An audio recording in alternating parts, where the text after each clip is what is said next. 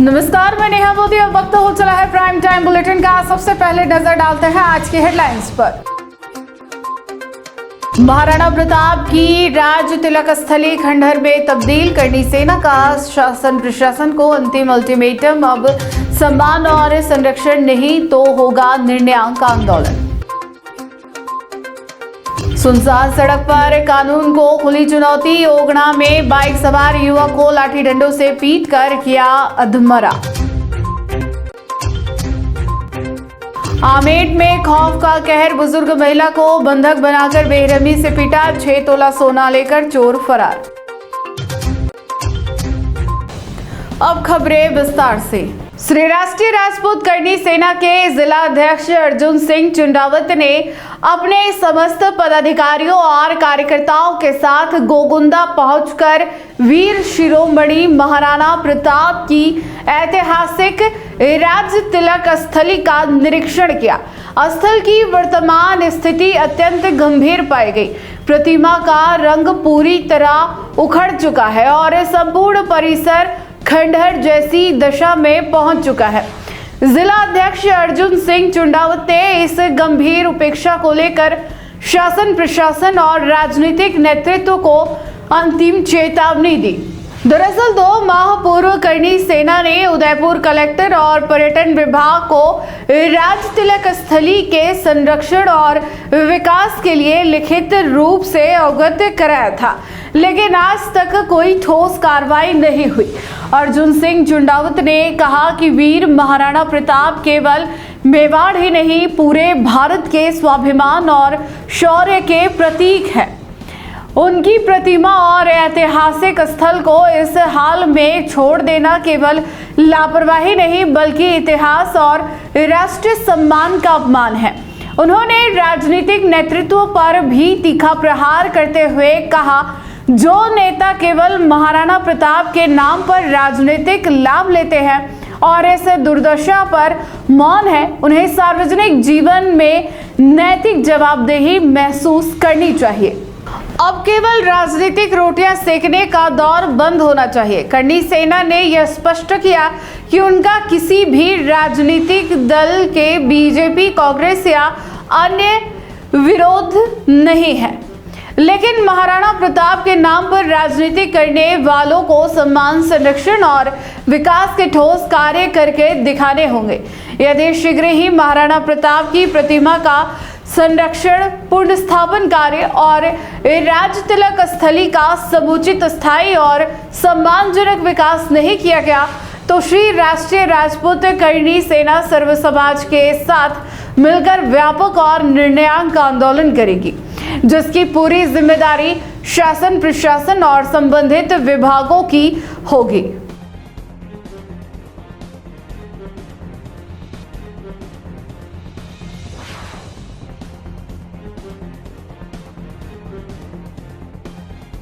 मैं अर्जुन सिंह चुंडावत, गढ़पुरा श्री राष्ट्रीय राजपूत करनी सेना जिला अध्यक्ष उदयपुर। मैं आज आपके चैनल के माध्यम से बताना चाह रहा हूं कि गोगुंदा राज तिलक स्थली, जहाँ पर महाराणा प्रताप की एक प्रतिमा लगी हुई है, खड़ी प्रतिमा, एक छोटी प्रतिमा लगी हुई है। इसमें से जो खड़ी प्रतिमा है वो बिल्कुल जर्जर हालत में है, एक तरह से टूट चुकी है और वहाँ राज तिलक स्थली की इतनी भयानक स्थिति हो रही है। हमने 2 महीने पूर्व 9 नवंबर को वहां पर जाकर निरीक्षण किया था राज तिलक स्थली का, और कलेक्टर साहब को और अन्य जनप्रतिनिधियों को इस विषय पर हमने अवगत कराया। और आज 2 महीने गुजर जाने के बाद हम 9 जनवरी को वापस राज तिलक स्थली पहुंचे, तो वही स्थिति पाई गई जो स्थिति पहले थी। मैं आपके चैनल के माध्यम से इतना ही कहना चाहूंगा कि राजनेता बार-बार, राजनीतिक पार्टियां बार-बार महाराणा प्रताप के नाम पर राजनीति करती है, इनके नाम से वोट मांगती है, और महाराणा प्रताप के राज तिलक स्थली पर महाराणा प्रताप की प्रतिमा की ये हालत है, बड़ी शर्म की विषय है। मैं आपके चैनल के माध्यम से इतना ही कहना चाहूंगा, जो नेता बार-बार महाराणा प्रताप को नाम लेकर राजनीतिक रोटियां सेकते हैं, वोट मांगते हैं, उनको चुल्लू पर पानी में नाक डुबा के मर जाना चाहिए कि महाराणा प्रताप की ये स्थिति हो रही है, प्रतिमा की ये हालत हो रही है। हम बार-बार मुद्दा उठा रहे हैं, परंतु इनके कान में कहीं न कहीं जू बैठी हुई है और ये लोग सुन नहीं रहे। मैं आपके चैनल के माध्यम से इतना ही कहना चाहूंगा कि महाराणा प्रताप के नाम पर आप राजनीति करते हैं तो महाराणा प्रताप की प्रतिमा को भी सुधारना चाहिए, वहाँ जीर्णोद्धार कराना चाहिए और महाराणा प्रताप के प्रतिमा के ऊपर रंग रोगन करा के उस मूर्ति को वापस सही तरीके से स्थापित करनी चाहिए। बार बार अवगत कराने के बाद भी वहाँ पर कोई ध्यान नहीं दे रहे। राजनेता सिर्फ राजनीतिक रोटियां सेकने में लगे हुए हैं। जो राजनेता राजनीतिक रोटियां सेक रहे हैं उनको खुलेआम कहना चाह रहा हूँ, आज के बाद महाराणा प्रताप का नाम लेना बंद कर दे, अन्यथा आप लोगों को फिर सबक सिखाया जाएगा। जय हिंद, जय भारत। उदयपुर जिले के ओगना थाना क्षेत्र से एक बेहद सनसनीखेज और कानून व्यवस्था को चुनौती देने वाली वारदात सामने आई है। रविवार देर रात अज्ञात बदमाशों ने एक बाइक सवार युवक को निशाना बनाते हुए उसके साथ बेरहमी से मारपीट की। जिस तरह से सुनसान रास्ते पर युवक को रोका गया और फिर लाठी डंडों से हमला किया गया, उसने पूरे इलाके में डर और असुरक्षा का माहौल पैदा कर दिया है। घटना के बाद क्षेत्र में दहशत का माहौल है। वहीं पुलिस मामले की जांच में जुट गई है। प्राप्त जानकारी के अनुसार पीड़ित युवक रविवार रात के समय किसी निजी काम से बाइक पर घर से निकला था। इसी दौरान सुनसान रास्ते पर बाइक से आए 3 अज्ञात बदमाशों ने युवक का रास्ता रोक लिया। इससे पहले कि युवक कुछ समझ पाता, बदमाशों ने उसके साथ लाठी डंडों व हाथ मुक्कों से मारपीट शुरू कर दी। मारपीट में युवक गंभीर रूप से घायल हो गया। आरोपियों ने युवक को घायल अवस्था में सड़क किनारे छोड़ दिया और मौके से फरार हो गए। घटना के बाद कुछ समय तक युवक घटनास्थल पर ही पड़ा रहा। बाद में राहगीरों अथवा परिजनों को घटना की जानकारी मिली। सूचना मिलने पर परिजन तत्काल मौके पर पहुंचे और घायल युवक को निजी वाहन से झाडौल उप जिला चिकित्सालय लेकर आए।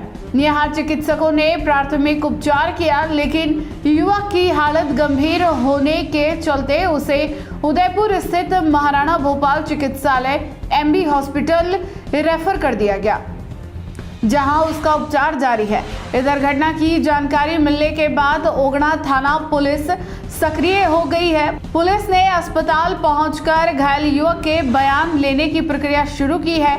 साथ ही घटनास्थल का निरीक्षण कर आसपास लगे CCTV कैमरों व अन्य तकनीकी साक्ष्यों के आधार पर बदमाशों की तलाश की जा रही है। पुलिस का कहना है कि जल्द ही आरोपियों की पहचान कर उन्हें गिरफ्तार किया जाएगा।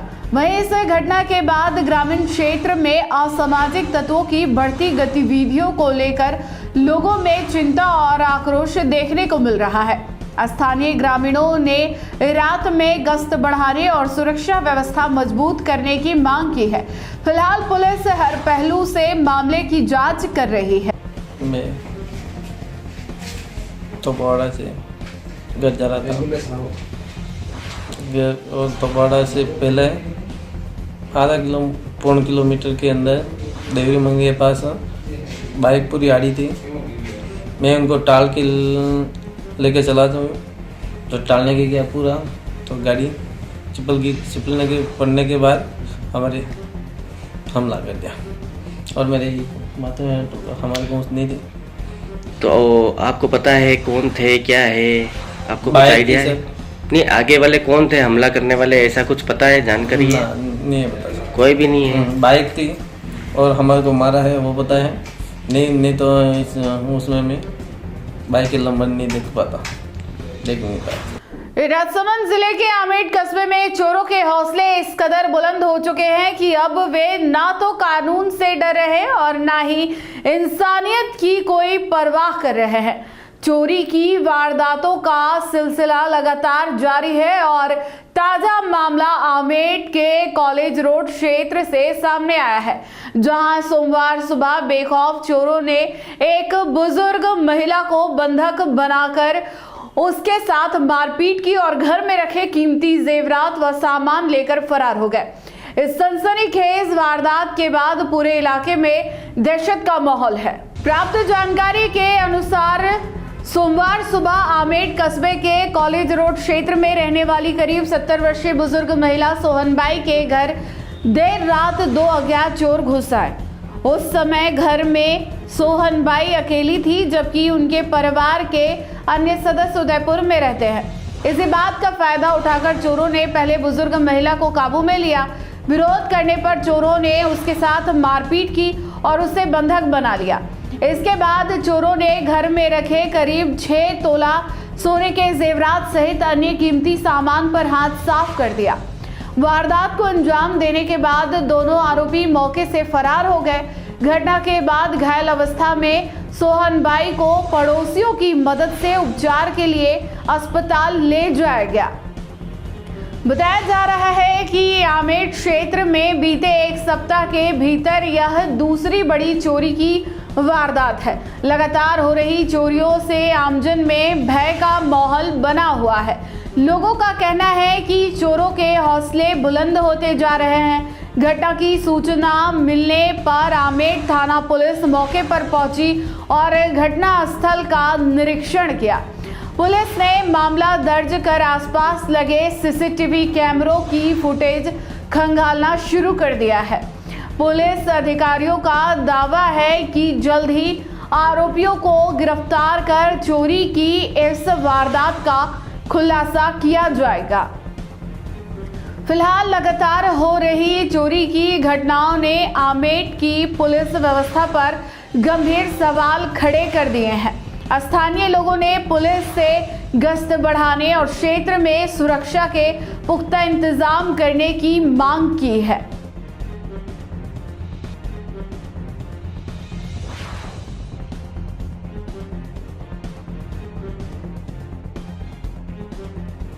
अगर आपको भी इस वेडिंग सीजन शादी की शॉपिंग करनी हो, इलेक्ट्रॉनिक हो, होम अप्लाइंसेस हो या फिर फर्नीचर, तो आ जाइए उदयपुर के अंदर लोकेटेड मयंक इलेक्ट्रॉनिक पे, जहां पर आपको ये सारी चीज़ें अवेलेबल मिल जाएगी एक ही जगह पर। नमस्ते दोस्तों, मैं Hitesh Jain, owner Mayank electronics 2.0 and Mayank electronics mobile world. शादी की पूरी शॉपिंग करने पे हम दे रहे हैं लाडली बिटिया को 6,990 रुपये का गिफ्ट, जिसमें से हम आपको दे रहे हैं mixer, tiffin box, pillow, bedsheet, comforter, iron और 3 लीटर कुकर। इतना प्राइस आपको कोई नहीं देगा पूरे उदयपुर में। तो आज ही आइए, आपकी शादी का सामान सारा बुक कराइए। Mayank electronics 2.0 sector 14 100 feet road. धन्यवाद।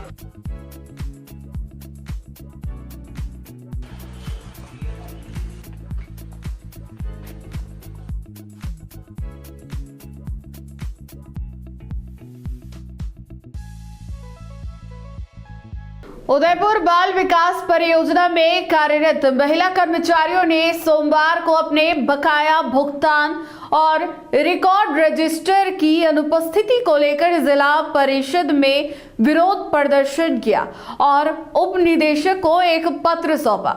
कर्मचारियों का कहना है कि कई महीनों से उनका वित्तीय हक रोके रखा गया है।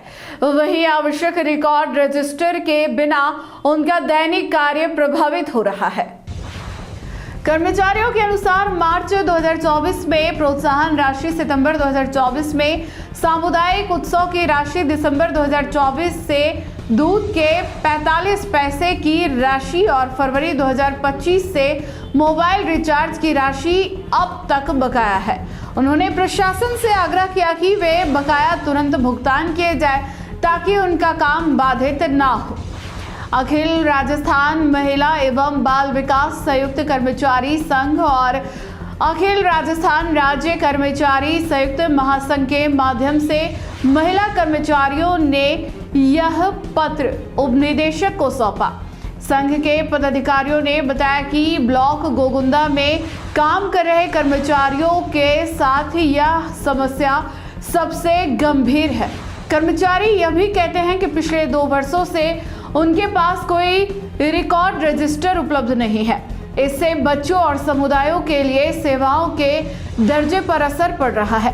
संघ ने प्रशासन से निवेदन किया है कि आवश्यक स्टेशनरी और रिकॉर्ड रजिस्टर तुरंत उपलब्ध कराए जाए ताकि कर्मचारियों को अपने काम में व्यवस्थित अभिलेख रखने में मदद मिले। विशेषज्ञों का मानना है कि बाल विकास परियोजना जैसे संवेदनशील विभाग में समय पर भुगतान और संसाधनों की उपलब्धता सुनिश्चित करना बेहद जरूरी है।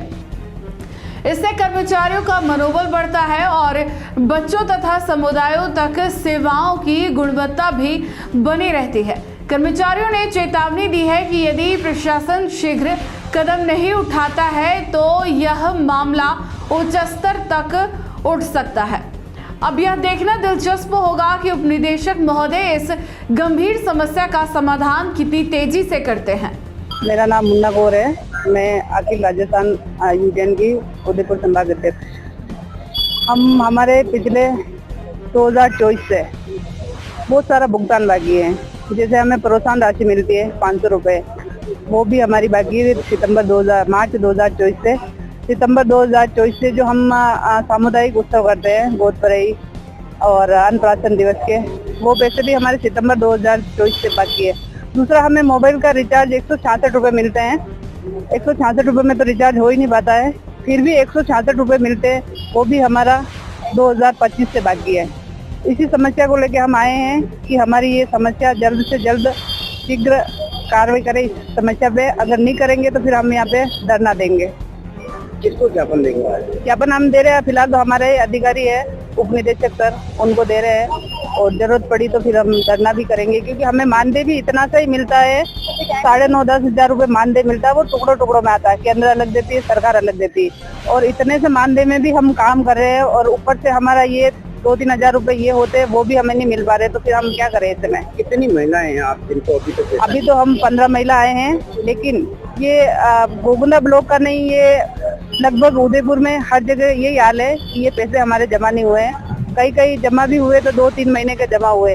दूध के जो पैसे आते हैं 45 पैसे शक्कर के लिए, अब जब से दूध शुरू हुआ है दिसंबर 2025 से, तब से हमें वो पैसे भी नहीं मिले।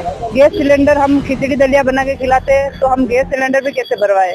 बहुत सारी समस्या हमारे पास, लेकिन सुनने वाला कोई नहीं है। बच्चों को कितनी समस्या का सामना करना पड़ता है जब दूध आता है लेकिन दूध में शक्कर नहीं होती है? तो बहुत समस्या का सामना करना पड़ता है। फीका दूध बच्चे पीते भी नहीं है, और ऊपर से हमें आदेश दिया जाता है कि पिलाओ दूध, ये बचना नहीं चाहिए, वो नहीं करना चाहिए। अब बच्चे फीका दूध कैसे पियेंगे, बच्चे पीते ही नहीं है। डूंगरपुर जिले में अवैध शराब कारोबार के खिलाफ चलाए जा रहे ऑपरेशन स्वच्छता के तहत पुलिस ने बड़ी सफलता हासिल की है।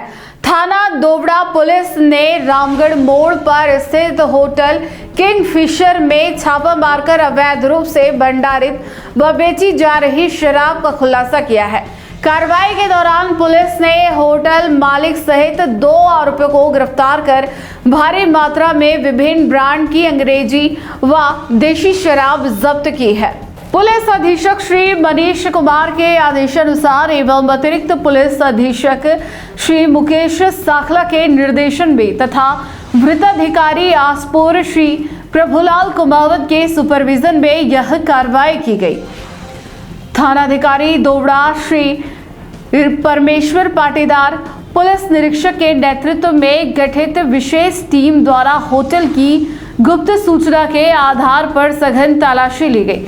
तलाशी के दौरान होटल किंगफिशर के अंदर बने 2 अलग अलग कमरों से अवैध रूप से छुपाकर रखी गई शराब का बड़ा जखीरा बरामद हुआ।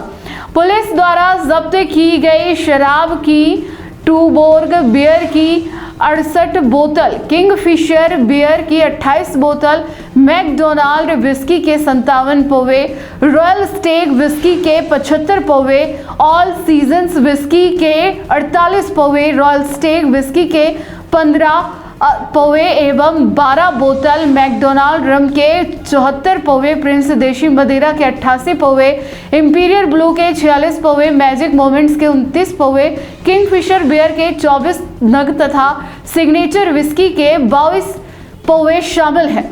मौके पर मौजूद सम्मेलन प्रभुलाल एवं होटल मालिक कान सिंह को पुलिस ने मौके से गिरफ्तार कर लिया। दोनों आरोपियों के खिलाफ थाना दोबड़ा में आबकारी अधिनियम के तहत प्रकरण दर्ज कर लिया गया है। पुलिस का मानना है कि होटल की आड़ में लंबे समय से अवैध शराब का कारोबार संचालित किया जा रहा था। पुलिस अधिकारियों ने स्पष्ट किया है कि जिले में अवैध शराब भंडारण व बिक्री करने वालों के खिलाफ कड़ी और निरंतर कार्रवाई जारी रहेगी। फिलहाल मामले में अग्रिम अनुसंधान जारी है तथा यह भी जांच की जा रही है कि इस नेटवर्क से और कौन कौन जुड़े हुए हैं।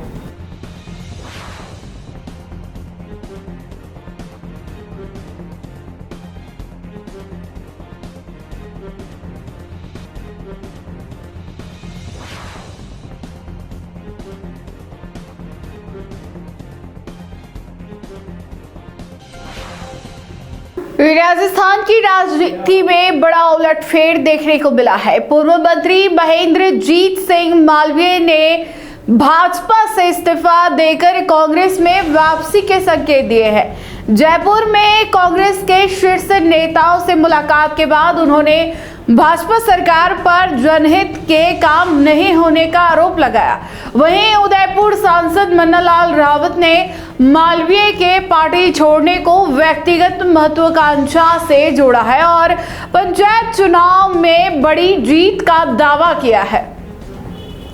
भाजपा छोड़ने के बाद महेंद्रजीत सिंह मालवीय की राजनीतिक गतिविधियों ने राजस्थान की सियासत में हलचल बढ़ा दी है। पंचायत चुनाव नजदीक होने के कारण इस घटनाक्रम को अहम माना जा रहा है। मालवीय ने जयपुर में कांग्रेस महासचिव सुखजिंदर सिंह रंधावा, पीसीसी अध्यक्ष गोविंद सिंह डोटासरा और नेता प्रतिपक्ष टीकाराम जूली से मुलाकात कर कांग्रेस में शामिल होने की इच्छा जताई है। उन्होंने प्रदेश अध्यक्ष को पत्र लिखकर भाजपा से इस्तीफा देने की जानकारी भी दी है। मालवीय का कहना है कि भाजपा सरकार में रहते हुए भी वे जनता के काम नहीं करा पा रहे हैं। मनरेगा भुगतान में देरी, किसानों को खाद की कमी और प्रशासनिक स्तर पर समस्याओं का समाधान नहीं होने से वे असंतुष्ट थे। कई बार मुख्यमंत्री और प्रदेश नेतृत्व को पत्र लिखने के बावजूद कोई ठोस कार्रवाई नहीं हुई। कांग्रेस प्रदेश अध्यक्ष गोविंद सिंह डोटासरा ने कहा कि मालवीय ने कांग्रेस छोड़ने को अपनी भूल बताया है और अनुशासन समिति की प्रक्रिया के बाद आलाकमान निर्णय लेगा। मालवीय ने यह भी कहा कि उन्होंने कांग्रेस में 4 दशक तक विभिन्न पदों पर काम किया है और पार्टी उनके लिए नई नहीं है। इधर उदयपुर सांसद मन्नालाल रावत ने प्रतिक्रिया देते हुए कहा कि भाजपा ने मालवीय को पूरा सम्मान दिया था और लोकसभा का टिकट भी मिला था, लेकिन उनकी महत्वाकांक्षाएं बढ़ गई थी। रावत ने दावा किया कि पार्टी उनके जाने के बावजूद पंचायत चुनाव में रिकॉर्ड जीत दर्ज करेगी। इस घटनाक्रम में प्रदेश की राजनीति में नए समीकरण बनते नजर आ रहे हैं।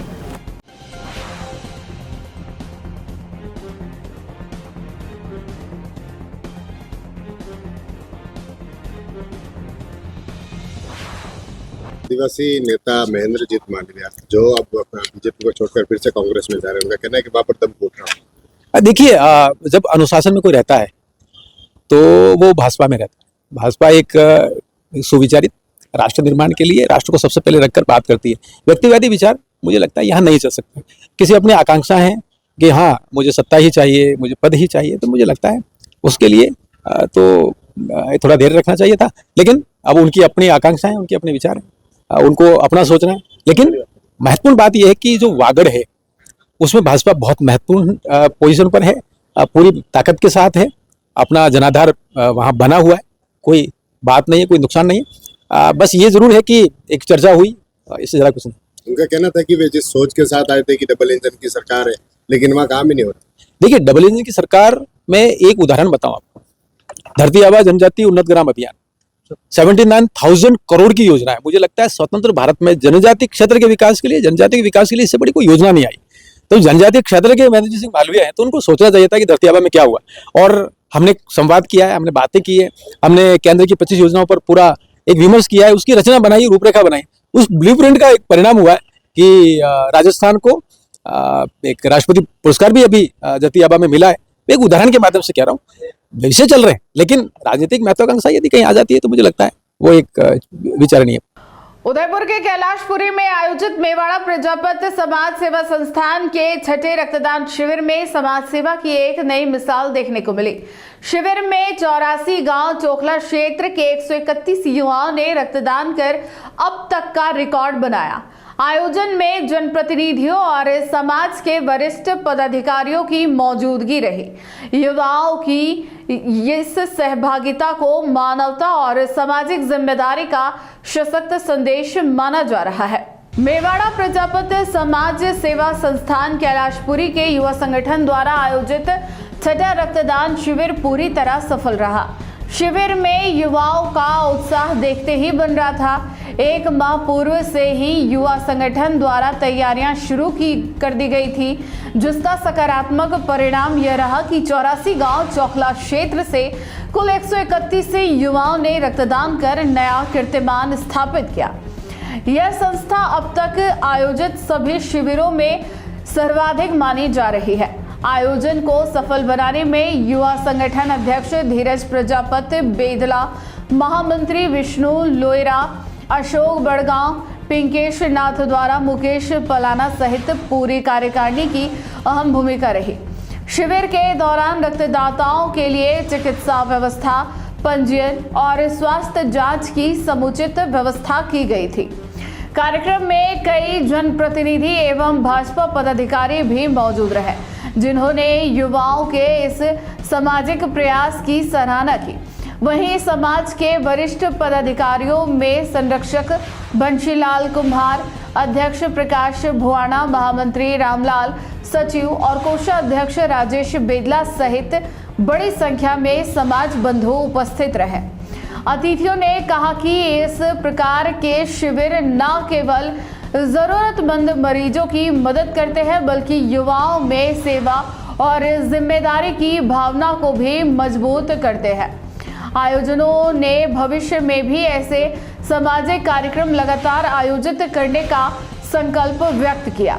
मेवाड़ा प्रजापति सेवा संस्थान कैलाशपुरी के तत्वाधान में युवा संगठन द्वारा छठा रक्तदान शिविर का आयोजन देवेंद्र धाम में किया गया। इससे पहले 5 रक्तदान शिविर हो चुके हैं। हमारे समाज के गांव के जो आसपास के लोग हैं, समाज बंधु, उसमें आपातकालीन स्थिति में ब्लड की जरूरत पड़ती है। तो उस समय क्या हमने सोचा था, पहले भी थे ब्लड का डोनेशन करना चाहिए, कैंप करना चाहिए। 5 आयोजन पहले हो चुके, छठा आयोजन हुआ है। इसमें युवा ने बढ़ चढ़ के भागीदारी निभाई अपने। तो हमारा लक्ष्य है कि गाँव से भी लोग आ रहे हैं, गाँव के लोग भी ब्लड दे रहे हैं, अभी गाँव के आसपास के लोग आ रहे हैं। तो करीब 100 से ऊपर रक्तदान शिविर होगा, 100 से ऊपर रक्तदाता इसमें देंगे, 50 से ऊपर तभी हो गए हैं और भी आ रहे हैं गाँव से आसपास के लोग। आज हमारे समाज में मेवाड़ा प्रजापति संस्थान उदयपुर कैलाशपुरी के तहत छठा रक्तदान शिविर रखा गया है, जिसके तहत आप देख रहे हैं युवाओं में जो उत्साह और जिस तरीके से हर कोई ब्लड खून रक्तदान देने की जो स्वेच्छा रख रहे हैं, वो यहाँ एकत्रित हुए हैं। ये हमारे समाज का छठा रक्तदान शिविर है। आप पाएंगे कि पिछले 5 रक्तदान शिविर में 100 से ज़्यादा यूनिट हमने दान किए थे समाज के तहत, जो कि गाँव में जो लोग रहते हैं, जो यहाँ रेफर होते हैं जनरल हॉस्पिटल में, उनको किसी प्रकार की खून की कमी ना पड़े, तो वहाँ पर इस प्रकार की सुविधा काम आती है। चिकित्सा जगत में इसे किसी चमत्कार से कम नहीं माना जा रहा है। उदयपुर स्थित Pacific medical college and hospital PMCH के डॉक्टरों ने अत्याधुनिक चिकित्सा तकनीक और टीम वर्क के दम पर एक महिला मरीज को उस वक्त नई जिंदगी दी जब उसके बचने की उम्मीद लगभग खत्म हो चुकी थी। मरीज रेखा राजपूत को अत्यंत गंभीर अवस्था में PMCH लाया गया था। डॉक्टरों के अनुसार मरीज के दोनों फेफड़े पूरी तरह क्षतिग्रस्त फट चुके थे और सांस की नली में खून के थक्के ब्लड क्लॉट्स जम जाने के कारण वह सामान्य रूप से सांस लेने में असमर्थ थी। हालात इतने नाजुक थे कि मरीज को 100% वेंटिलेटर सपोर्ट पर रखा गया, जहां से जीवित बच पाना बेहद मुश्किल माना जा रहा था। मरीज की स्थिति लगातार बिगड़ रही थी। शरीर में ऑक्सीजन का स्तर खतरनाक रूप से गिर चुका था। परिजनों के लिए यह समय बेहद कठिन था और डॉक्टरों के सामने भी एक बड़ी चुनौती खड़ी थी। ऐसे गंभीर हालत में PMCH के interventional pulmonologist doctor Aamir Shaukat और उनकी विशेषज्ञ टीम ने साहसिक निर्णय लेते हुए आधुनिक चिकित्सा प्रतिक्रिया अपनाई। डॉक्टरों ने ब्रोंकोस्कोपी के माध्यम से मरीज की सांस की नली में जमे खून के थक्कों को सफलतापूर्वक बाहर निकाला। इसके साथ ही फेफड़ों में हवा भरने और सांस की प्रक्रिया को सामान्य करने के लिए चेस्ट ट्यूब डाली गई। कई घंटों की सतर्क निगरानी और इलाज के बाद मरीज की हालत में धीरे धीरे सुधार आने लगा। कुछ ही दिनों में वह वेंटिलेटर सपोर्ट से बाहर आ गई और स्वयं सांस लेने लगी। लगातार इलाज और देखभाल के बाद मरीज अब पूरी तरह स्वस्थ है और डॉक्टरों ने उसे जल्द ही अस्पताल से छुट्टी देने की तैयारी कर ली है। यह सफलता न केवल पीएमसीएच के लिए बल्कि उदयपुर के चिकित्सा क्षेत्र के लिए भी एक बड़ी उपलब्धि मानी जा रही है। मरीज के परिजनों ने इसे ईश्वर का दूसरा रूप बताते हुए पीएमसीएच के डॉक्टरों, नर्सिंग स्टाफ और पूरी मेडिकल टीम का आभार व्यक्त किया। परिजनों का कहना है कि समय पर सही निर्णय और विशेषज्ञ इलाज के कारण ही आज उनके परिवार को नया जीवन मिला है। पीएमसीएच की यह सफलता एक बार फिर यह साबित करती है कि आधुनिक तकनीक, अनुभवी डॉक्टर और टीम वर्क मिलकर असंभव को भी संभव बना सकते हैं। यह केस न केवल मेडिकल विद्यार्थियों के लिए प्रेरणादायक है बल्कि आम जनता में भी विश्वास जगाता है कि गंभीर से गंभीर मरीज का इलाज संभव है। रेखा राजपूत पेशेंट है। जब मैंने इन्हें पहली बार देखा था तो इनके दोनों फेफड़े फटे हुए थे और उनके सांस की नली में काफी ब्लड क्लॉट भी जमा हुआ था। तो इसके लिए हमने इनके दोनों तरफ राइट लंग में एवं लेफ्ट लंग में दोनों तरफ ट्यूब डालकर सारी हवा निकाली, ब्रोंकोस्कोपी करके उसकी सारी नली साफ की। अब हमारा मरीज आज वेंटिलेटर से बाहर आ गया है, उसकी ट्रेक्यूस्टोमी ट्यूब भी बाहर आ गई है और जो दोनों फेफड़ों में नली थी वो भी बाहर आ गई है। अब ये मरीज जल्दी अपने घर, अपने परिवार के पास सही सलामत लौट जाए। हेलो, मेरा नाम किशन सिंह है। मैं नादारा का निवासी हूँ और हम लोग जब पैसिफिक हॉस्पिटल में आए थे तो हमारा केस बहुत बिगड़ा हुआ था। मैं डॉक्टर आमिर शौकत सर का बहुत धन्यवाद करता हूँ कि उन्होंने हमारे ब्रोंकोस्कोपी करके और ट्यूब डाल के पूरा फेफड़ों से पानी निकाला और इसकी वजह से हमारे मरीज की जान बच पाई। यहाँ के डॉक्टर्स और नर्सिंग स्टाफ और SICU वालों ने हमारी बहुत मदद की और इसके लिए इन सबको बहुत बहुत धन्यवाद है। खेलों को बढ़ावा देने और युवा प्रतिभाओं को राष्ट्रीय मंच पर उपलब्ध कराने की दिशा में एक महत्वपूर्ण कदम के रूप में 69वीं राष्ट्रीय विद्यालय हॉकी प्रतियोगिता आयु वर्ग 19 वर्ष का भव्य उद्घाटन समारोह सोमवार को MB कॉलेज ग्राउंड में संपन्न हुआ। इस प्रतिष्ठित प्रतियोगिता में देश भर के 28 राज्यों की टीमें भाग ले रही है, जिनमें कुल 560 खिलाड़ी अपनी खेल प्रतिभा का प्रदर्शन करेंगे। उद्घाटन समारोह के दौरान खिलाड़ियों, प्रशिक्षकों और खेल प्रेमियों में जबरदस्त उत्साह देखने को मिला। मैदान में रंग बिरंगे झंडों, अनुशासित मार्च पास्ट और खिलाड़ियों की खेल भावना ने माहौल को जीवंत बना दिया।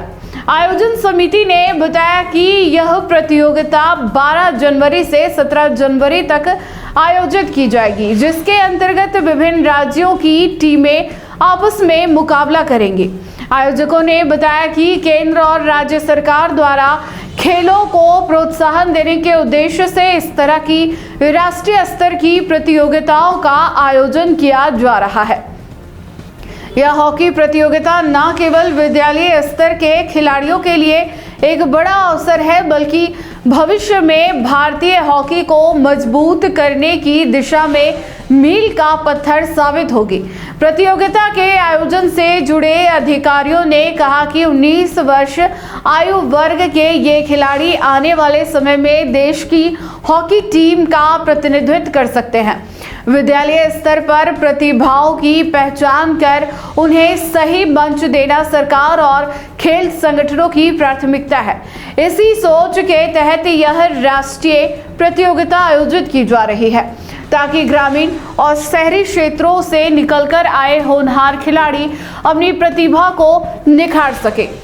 स्थानीय खेल प्रेमियों में भी इस राष्ट्रीय प्रतियोगिता को लेकर खासा उत्साह देखा जा रहा है। बड़ी संख्या में दर्शकों के मैच देखने के लिए मैदान पर पहुंचने की उम्मीद है।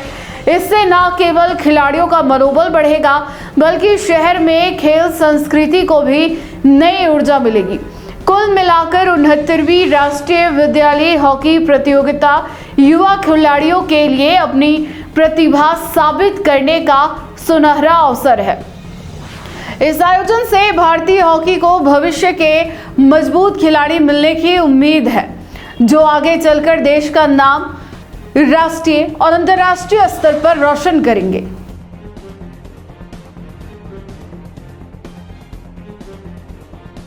नाम बताइए किस तरह की प्रतियोगिता है, कितनी टीमें आई हैं, कहाँ तक है? मैं गजेंद्र रावत, प्रधानाचार्य PM श्री उच्च माध्यमिक विद्यालय पता स्कूल आयोजक 69वीं राष्ट्रीय हॉकी प्रतियोगिता 19 वर्षीय छात्र, जिसका उद्घाटन समारोह आज एमबी कॉलेज ग्राउंड पर संपन्न हुआ।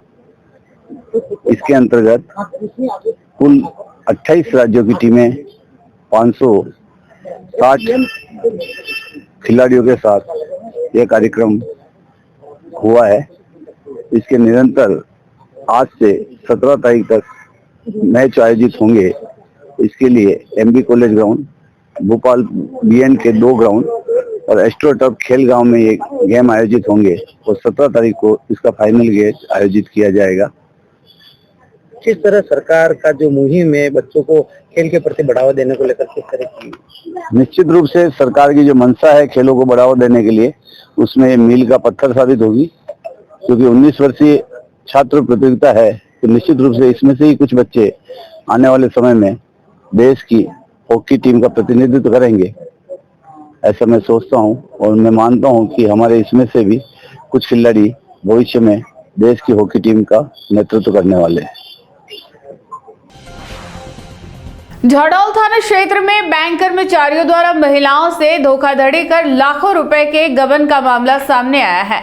इंडसइंड बैंक झाडौल शाखा के ब्रांच मैनेजर पृथ्वीपाल सिंह की रिपोर्ट पर पुलिस ने 3 कर्मचारियों के खिलाफ प्रकरण दर्ज किया है। रिपोर्ट में बताया गया कि बैंक ग्रामीण एवं शहरी क्षेत्रों की महिलाओं को आरबीआई गाइडलाइन के अनुसार लोन उपलब्ध कराता है और किस्तों का कलेक्शन किया जाता है।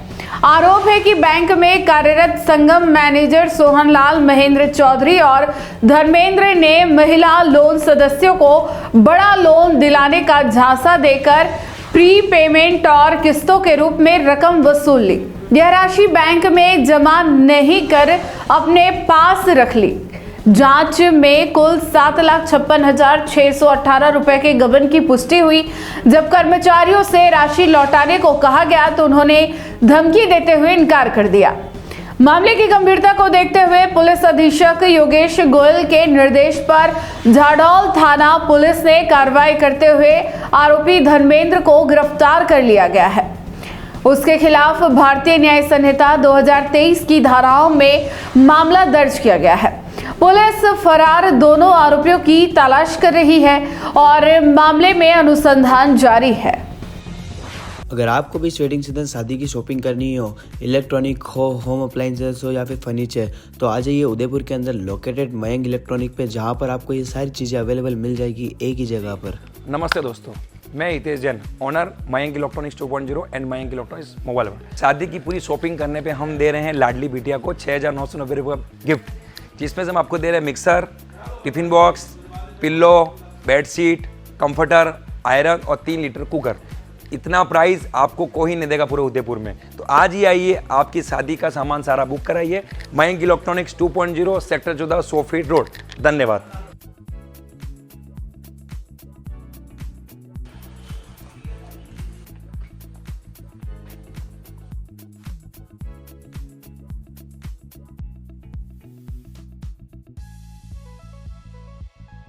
टी न्यूज राजस्थान के बुलेटिन में फिलहाल अब तक के लिए इतना ही। आइए चलते चलते फिर से नजर डालते हैं आज के टॉप हेडलाइंस पर।